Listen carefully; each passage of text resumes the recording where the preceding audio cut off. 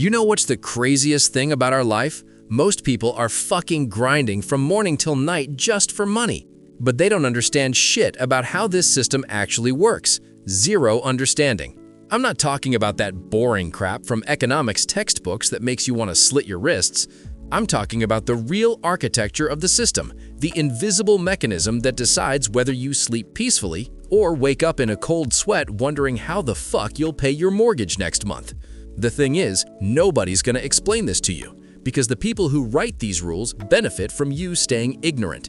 They need you to stay dumb batteries in this matrix. And now, I'm gonna show you how we're getting fucked. Let's start with the basics. What is money? Most people will say, well, it's a medium of exchange, a measure of value. Technically, yeah, but in reality, it's just a collective hallucination, the belief that this green piece of paper is worth something. The dollar, the euro, any currency, they have no intrinsic value. No gold backing, it's just your government's "trust me, bro." If tomorrow everyone wakes up and decides the dollar is just a useless piece of paper, global fucked up chaos begins. The government won't be able to do shit. The entire economy stands on us believing in this fairy tale. When you get your paycheck, you're not getting wealth, you're getting a promise, an IOU. And here's where it gets interesting. Many years ago, a group of crafty motherfuckers realized one thing. If you control that belief, you can control literally everything and everyone, including you and me, my friend. They built a banking system so convoluted that it makes you feel like an idiot. You think, finance is complicated. I'd rather watch TikTok. And that's exactly what they want. Let's break down how banks scam you. You bring your hard-earned $100 and put it on deposit. You think it just sits there in a vault waiting for you? Yeah, right. The bank keeps a couple of dollars and lends the other 90 to some other dude. But that's not the real trick. The trick is that this money doesn't actually exist.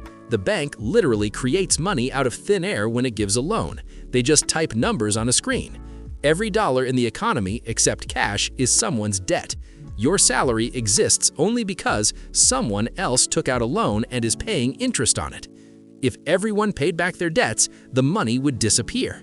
It's fucking surreal. The system needs debts to constantly grow just to not drop dead. Imagine this. A bank creates $1 million in loans at 5%. It created the principal, but not the interest. So where do you get the money for the interest? You have to issue even more loans. It's a pyramid, baby.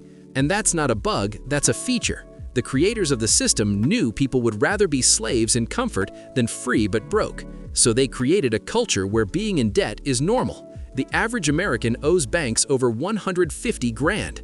The US national debt is 37 trillion. You think you just don't know how to handle money? No, fuck that. They made you think that. You're playing a game where the rules are written so you lose. The house is always up. But you'll say, I can just not play. Fuck them. Yeah, good luck with that. Go ahead and try. The system's got you by the balls psychologically. You want a new iPhone, a car, clothes, not because you actually need it, but because you want to show everyone that you're successful. You buy a pickup the size of a house even though you live in the suburbs and only haul your own ass. And the genius part is, they let you buy it before you've earned the money. It's a time machine. You feel rich today and then pay for it for the next 30 years. Fucking amazing deal, right?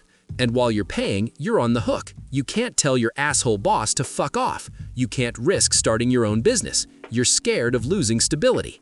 Banks love cowards like that, people who are predictable.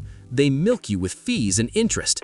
Overdrafts, hidden fees, that's not an accident. It's designed to be complicated on purpose. So you give up, pay, and blame yourself for being dumb. Now look at the rich, the ones who actually get it. Use debt as a tool, like a hammer, not like shackles. You take out a loan to buy a TV that'll be worth peanuts in a year. That's a liability. A rich person takes out a loan to buy an asset, real estate, a business, stocks, stuff that goes up in value. Their debt grows, but their assets grow faster. And the cherry on top is taxes. Interest on business loans can be written off on taxes.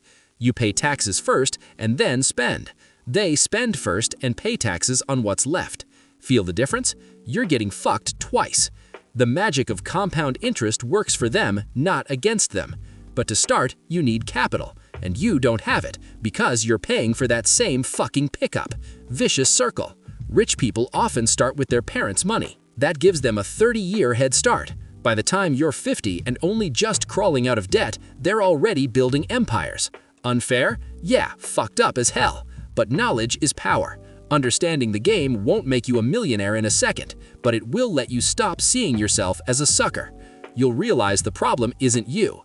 You can choose a different strategy. Stop buying shit you don't need. Stop trying to impress people who don't give a fuck about you. Get out of the rat race. You won't become Zuckerberg, but you can build a life where money is your servant and not a master with a whip. And that alone, believe me, already means a hell of a lot. Now you know the truth. The question is, what are you going to do with it, Neo? You've already swallowed the pill. You can't spit it back out. Welcome to the real world. So, are you ready to skip that new iPhone to fuck the system a bit? Or is comfy slavery more your thing? Drop a comment, let's start a shitstorm there, and subscribe so you don't miss the next roast.